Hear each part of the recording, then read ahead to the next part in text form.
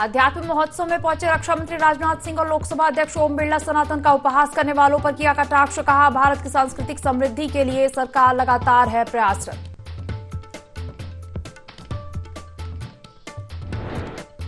जगतगुरु शंकराचार्य आश्रम पहुंचे सीएम। धामी महोत्सव में आए संतों का लिया आशीर्वाद। कहा, उत्तराखंड में अगले साल लागू होगा यूसीसी।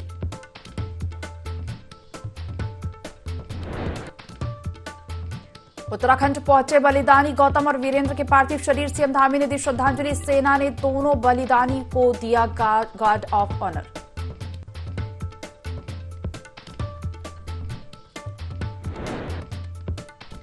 अंकिता हत्याकांड में जेसीबी ड्राइवर ने कोर्ट में दी गवाही। कहा, मैंने बीजेपी विधायक के कहने पर बुलडोजर चलाया। कांग्रेस अध्यक्ष करण महारा ने विधायक के खिलाफ कार्रवाई करने की मांग की।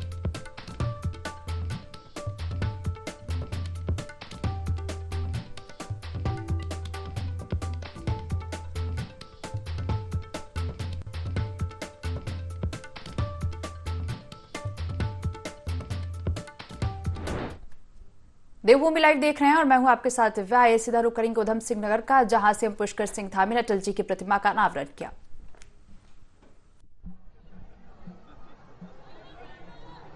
भारत माता की, भारत माता की। अटल बिहारी वाजपेयी अमर रहे, अटल बिहारी वाजपेयी अमर रहे। सुशासन दिवस के अवसर पर पूज्य अटल जी की प्रतिमा का अनावरण एवं इस जनसभा के अवसर पर अभी आप सब लोगों ने जिनको सुना, नैनीताल उधम सिंह नगर क्षेत्र के लोकप्रिय सांसद और भारत सरकार में मंत्री आदरणीय अजय भट्ट जी, हमारे इस जनपद के प्रभारी मंत्री आदरणीय गणेश जोशी जी, हमारे संगठन महामंत्री आदरणीय अजय जी, मंच पर आसीन भारतीय जनता पार्टी के जिलाध्यक्ष भाई गुंजन सुखीजा जी,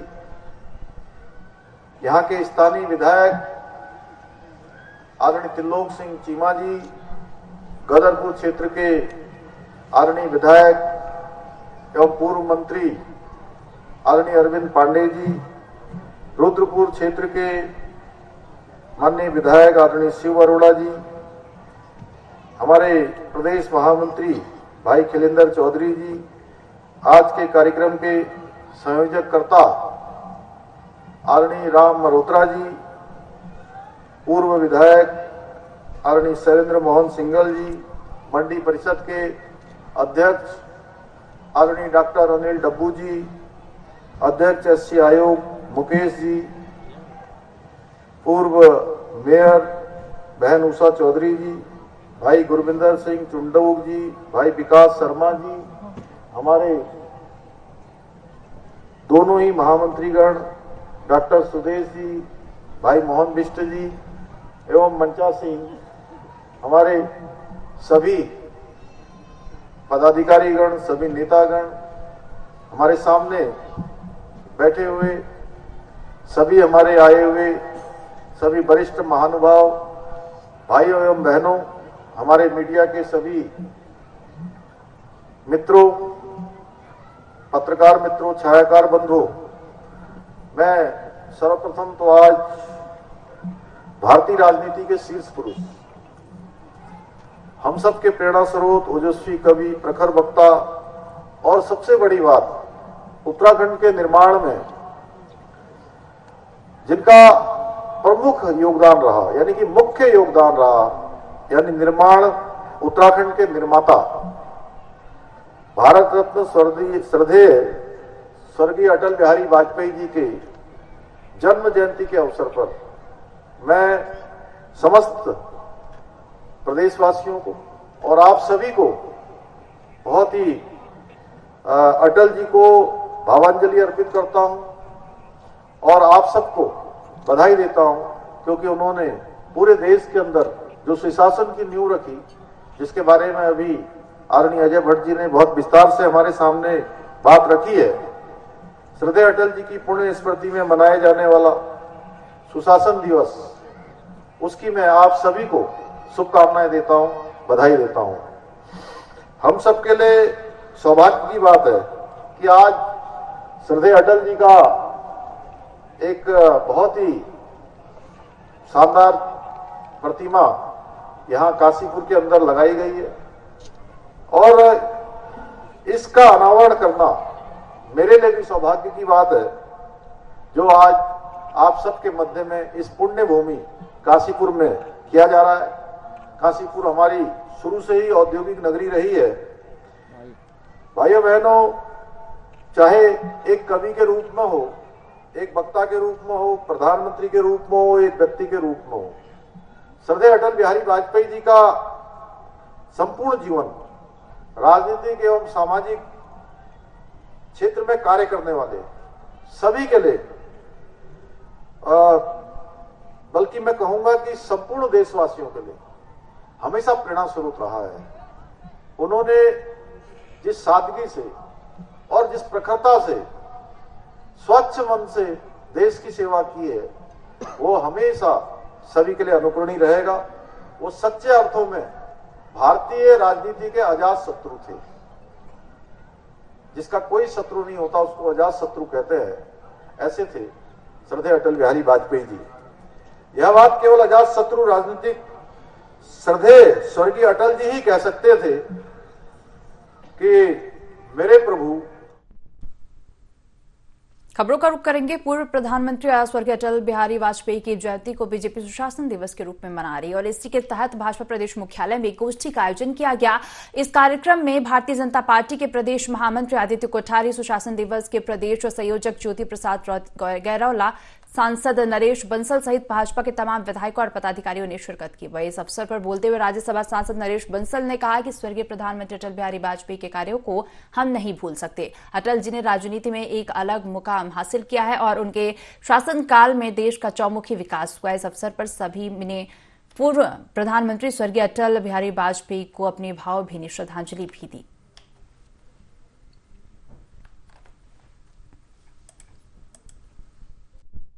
श्री अटल बिहारी वाजपेयी जी प्रेरणा स्रोत रहे और देश के अंदर सुशासन कैसा हो सकता है इसका एक मॉडल उन्होंने रखा है।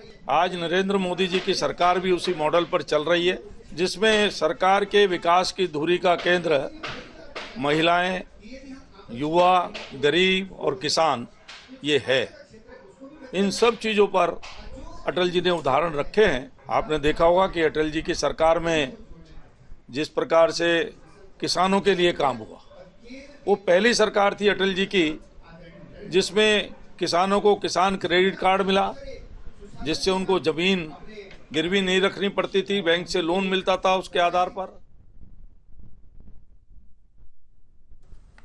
शहर कांग्रेस कमेटी के अध्यक्ष अमित गुप्ता ने आने वाले नगर निकाय चुनाव और लोकसभा चुनाव में कांग्रेस पार्टी को मजबूत बनाने का आह्वान किया है। पत्रकारों से बातचीत करते हुए अमित गुप्ता ने कहा कि लंबे समय से कांग्रेस पार्टी का विस्तार नहीं हो पा रहा था। इसको लेकर पार्टी के उच्च नेताओं से बातचीत की गई, जिनके मार्गदर्शन पर शहर कांग्रेस कमेटी का गठन और विस्तार किया गया है। उन्होंने कहा कि कांग्रेस पार्टी को मजबूत बनाने के लिए सभी कार्यकर्ता एकजुट होकर कार्य करेंगे और आने वाले नगर निकाय और लोकसभा चुनाव में पार्टी को जीत दिलाने में निर्णायक भूमिका भी निभाएंगे।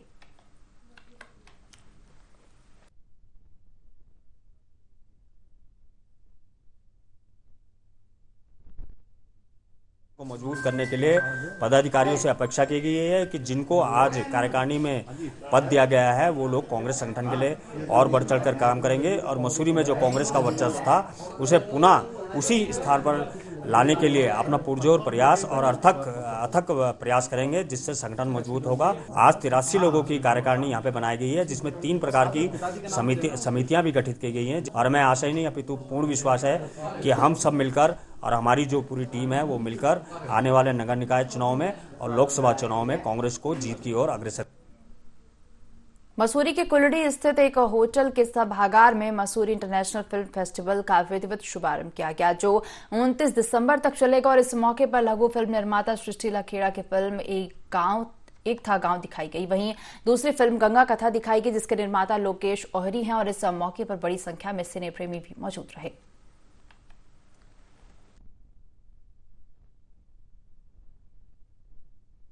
मसूरी इंटरनेशनल फिल्म फेस्टिवल जो आयोजित हो रहा है मसूरी में, इसमें आज ये फिल्म गंगा कथा दिखाई गई। ये 4 फिल्म हैं, दरअसल 4 फिल्म डॉक्यूमेंट्री फिल्म्स हैं और ये एक सीरीज़ है जो नमामि गंगे या national mission for clean Ganga ने बनवाई है, जिसमें हमने गंगा के दोनों तटों पर जो हेरिटेज है, जो विरासत है, उसको दिखाने की कोशिश की गई है। जब मुझे लगता है मसूरी के लोगों को ज़्यादा संख्या में आके इस फिल्म फेस्टिवल को देखना चाहिए। फिल्म मेकर्स हैं मसूरी के, उत्तराखंड के आसपास के क्षेत्रों के, वो भी इन फिल्मों को देखेंगे, जो फिल्म बनाने वाले हैं उनसे बातचीत करेंगे और उनके कार्य के बारे में जानेंगे। तो मुझे लगता है काफ़ी अच्छा नेटवर्किंग होगा और कई लोगों को नए नए मौके मिलेंगे। फेस्टिवल का मकसद है कि उत्तराखंड और गढ़वाल के क्षेत्र में सिनेमा को किस तरह से प्रोत्साहन और बढ़ाव दे, उसके लिए एक प्लेटफॉर्म की ज़रूरत महसूस हुआ है। मैं खुद एक फिल्म मेकर हूँ और पिछले 3 साल से मसूरी में रह रहा हूँ और मुझे लगा कि फिल्म और फिल्म मेकिंग को लेके यहाँ पे पोटेंशियल बहुत है, मतलब पॉसिबिलिटीज़ बहुत है, लेकिन वो प्लेटफॉर्म्स नहीं हैं जो कि अन्य जगह है, जैसे हैदराबाद हो सकता है, बॉम्बे हो सकता है। तो उस ज़रूरत को पूरे करने के लिए मुझे लगा कि फिल्म फेस्टिवल अगर यहाँ हो सकता है तो यहाँ उत्तराखंड और गढ़वाल में जो लोग फिल्म बनाते हैं, शॉर्ट फिल्म्स हो सकता है, जो फिल्म बनाना चाहते हैं, उनके लिए प्लेटफॉर्म की तरह कुछ बन सकता है। गढ़वाल और कुमाऊं मंडल के जिला सम्मेलनों के बाद कांग्रेस पार्टी अब विधानसभावार बैठकें करने जा रही है। कुमाऊं मंडल में जिला सम्मेलन में भाग लेने के बाद कांग्रेस प्रदेश अध्यक्ष करण मारा उत्साहित हैं। उन्होंने कहा कि कुमाऊं मंडल में होने वाले जिला सम्मेलनों में कार्यकर्ताओं की भारी भीड़ उमड़ी है और संगठन की मजबूती को लेकर कांग्रेसी कार्यकर्ताओं में उत्साह भी देखने को मिल रहा है। जिला सम्मेलनों में आए रिस्पॉन्स के बाद उन्होंने निर्णय लिया है कि अब विधानसभावार बैठकें आयोजित की जाएंगी। महारा का कहना है कि अब कार्यकर्ताओं से मिलकर उनके सुझाव लेकर पार्टी को आगे बढ़ने का काम किया जाएगा।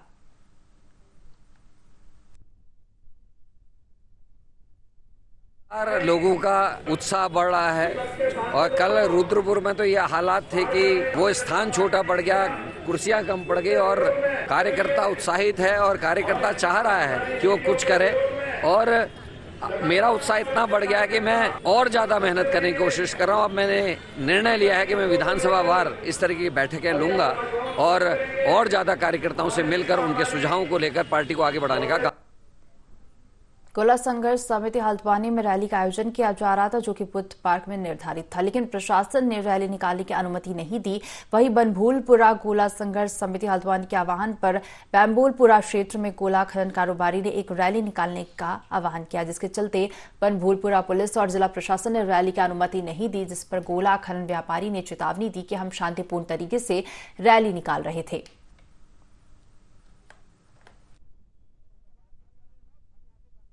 ने जो है जो पूंजीपतियों और ठेकेदारों के हाथ में गोला दी है और जो फिटनेस दिया है, हम इसका पुरजोर विरोध करते हैं और हम यहाँ के शासन प्रशासन को, सरकार को बता देना चाहते हैं, जो गरीबों को जो कुचलने का काम कर रहे हैं, हम किसी भी हाल में गरीबों को कुचलने नहीं देंगे। ये हमारी रोटी रोजी का मामला है और ये सरकार जो रैली हमारी रोकना चाह रही है, सरकार के अंदर जितनी ताकत है, प्रशासन के अंदर जितनी ताकत है वो लगा दे, हमारी रैली निकल कर रहेगी, चाहे ये हम पे कितने भी मुकदमा लगा दे। प्रशासन जो है वो ये कह रहा है कि सीधे बुद्ध पार्क पहुँच जाओ, लेकिन हम लोग बुद्ध पार्क नहीं जाएंगे। ऐसे हम जाएंगे तो रैली की शक्ल में जाएंगे, क्योंकि रैली की हमारी कॉल थी और जो हमारी मांगे हैं प्रमुख, वो एक तो फिटनेस के निजीकरण को निरस्त किया जाए और एक जो गोला में रॉयल्टी को लेकर निजीकरण किया जा रहा है उसको निरस्त किया जाए।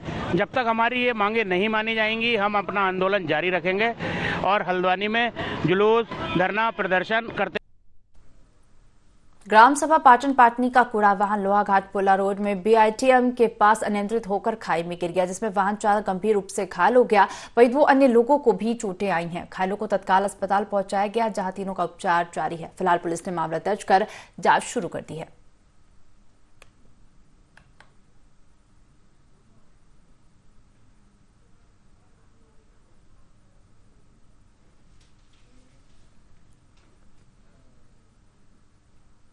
बाईस जनवरी को रामलला अपने भव्य मंदिर के गर्भगृह में विराजमान होंगे। प्राण प्रतिष्ठा समारोह के लिए अयोध्या को दुल्हन की तरह सजाया जा रहा है, तो वहीं राम भक्त अपने श्री राम के लिए बेसब्री से इंतजार कर रहे हैं और ऐसे में राज्यसभा सांसद नरेश बंसल का कहना है कि यह देशवासियों का पर्व है।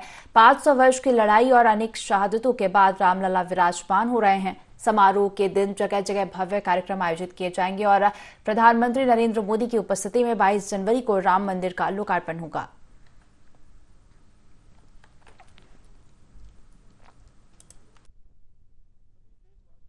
मानस का पर्व है। 500 वर्ष की लड़ाई के बाद, अनेक शहादतों के बाद रामलला विराजमान हो रहे हैं। रोमांचक रूप से इस ओर लोगों का ध्यान है। पूरा विश्व दर्शन करने के लिए आना चाहता है, लेकिन स्थान की भी सीमा है। लोग जाएंगे, उस दिन प्रधानमंत्री जी के द्वारा वहां पर यह शुभ कार्य होगा। हम सब लोग अपने अपने स्थान पर, अपने अपने पास के मंदिरों में कथा कीर्तन के माध्यम से, सुंदरकांड के पाठ के माध्यम से LED लगाकर उसको देखेंगे और जैसी जैसी क्रिया वहां पर होगी अपने अपने स्थान पर करेंगे। और उसके बाद बड़ी संख्या में लोग महीनों तक अयोध्या जाकर स्वयं दर्शन करेंगे। रेलवे भी इसके लिए बड़ी संख्या में स्पेशल ट्रेनों की व्यवस्था कर। गुरुकुल कांगड़ी विश्वविद्यालय में वैदिक विज्ञान और संस्कृति महाकुंभ कार्यक्रम का आयोजन किया गया। SBI ने अपने विभिन्न बैंकिंग उत्पाद, विशेषकर शिक्षा ऋण के बारे में जागरूक करने के लिए विश्वविद्यालय परिसर में स्टॉल लगाए और लोगों को भारतीय स्टेट बैंक की विभिन्न योजना और परियोजनाओं के बारे में जानकारी दी, जिससे भारतीय स्टेट बैंक की योजनाएं क्षेत्र में अंतिम व्यक्ति तक पहुंचाई जा सके। क्षेत्रीय प्रबंधक शलभ शर्मा, मुख्य प्रबंधक डॉक्टर रोहित प्रसाद वर्मा ने भारतीय स्टेट बैंक के लिए प्रस्तुतिकरण और प्रचार किया।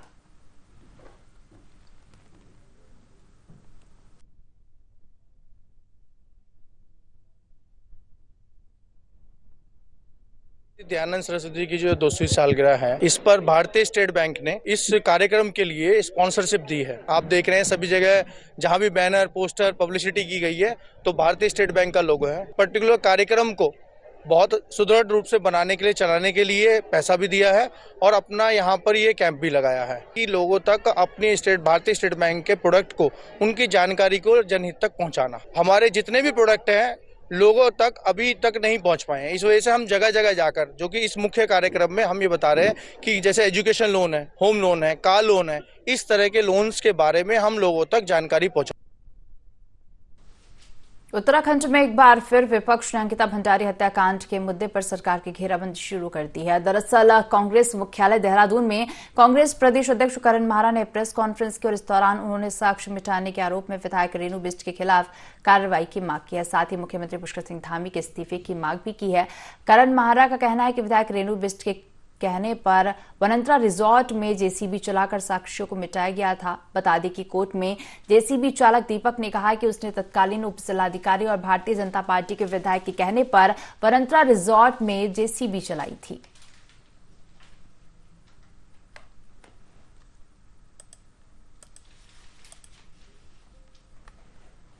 लगातार कह रहा था कि सबूतों के संग छेड़छाड़ भी है और विधायक से आज तक भी पूछताछ नहीं हुई, वो बात निर्मूल साबित नहीं हुई।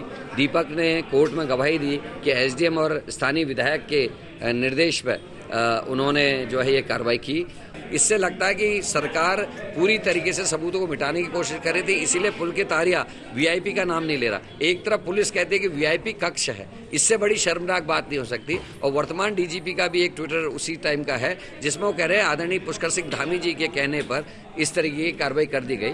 अब ये जांच का विषय है और जब तक पुष्कर सिंह धामी जी मुख्यमंत्री के पद पे है तो हम ये मानते हैं कि जांच प्रभावित होगी, इसलिए पुष्कर सिंह धामी जी को इस्तीफा देना चाहिए और जांच में सहयोग प्रदान करना चाहिए। भू कानून और मूल निवासी 1950 को मजबूती से लागू करने की मांग को लेकर सीमांत जनपद उत्तरकाशी के लोग भी मुखर होने लगे हैं। यहां के निवासियों का कहना है कि उत्तराखंड सरकार बाहरी लोगों को बसाने के लिए प्रदेश के लोगों के भविष्य से खिलवाड़ कर रही, क्योंकि जनपद से लगे हिमाचल प्रदेश में मजबूत भू कानून लागू है। वहां के लोग उत्तरकाशी में जमीन खरीद सकते हैं, पर यहाँ के लोग हिमाचल में जमीन नहीं खरीद सकते हैं। साथ ही सीमांत जनपद उत्तरकाशी में विकास के अभाव में यहाँ के गांव के लोग शहरों में पलायन कर रहे हैं।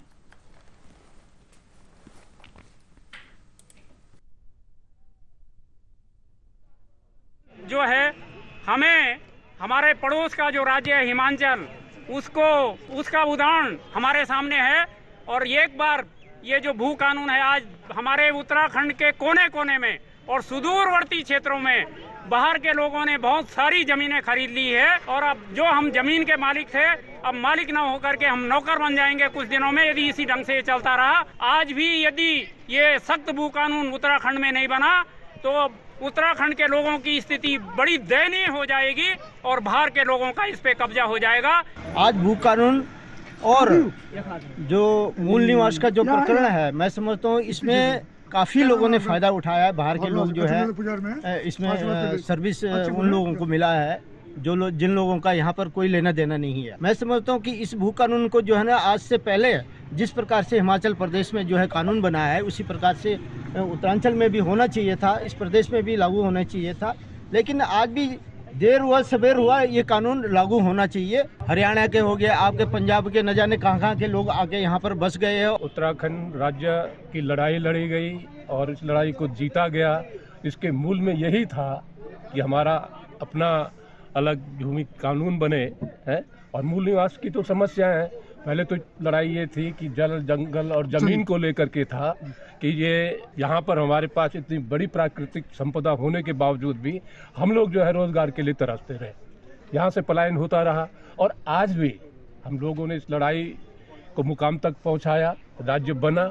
लेकिन जिन उद्देश्यों को लेकर के जो है ये राज्य बनाया गया था, वो आज जो है धरातल पर उस पर जो है कतई भी काम नहीं हो रहा है कि जल हमारा, जंगल हमारा, लेकिन उस पर अधिकार हमारा नहीं। तो ये होना चाहिए। हमारी जो वर्तमान सरकार है, हमें उम्मीद है कि इस पर जो है निश्चित तौर पर जो है बहुत जल्दी कोई न कोई ठोस फैसला लेगी। भू कानून समाप्त करके यहाँ पर जो इन लोगों ने 1950 जो हमारा वो था मूल निवास, वो इन्होंने समाप्त कर दिया, जिससे कि जनता के अंदर बहुत आक्रोश है। और कभी भी यहाँ पर उत्तराखंड राज्य आंदोलन की तरह यहाँ पर इसी भू कानून और मूल निवास पर यहाँ पर आंदोलन हो सकता है। हम तो ये मांग करेंगे सरकार से, मुख्यमंत्री माननीय महोदय, आप एक राज्य आंदोलन कर रहे हैं हम जैसे, और आप बिल्कुल गद्दी में बैठ के भूल चुके हैं। और इस तरह से अगर ये राज्य चला तो बहुत नजदीक है कि ये राज्य भी गर्त में चला। इस बुलेटिन में फिलहाल इतना ही। आप बने रहिए IND24 के साथ। नमस्कार।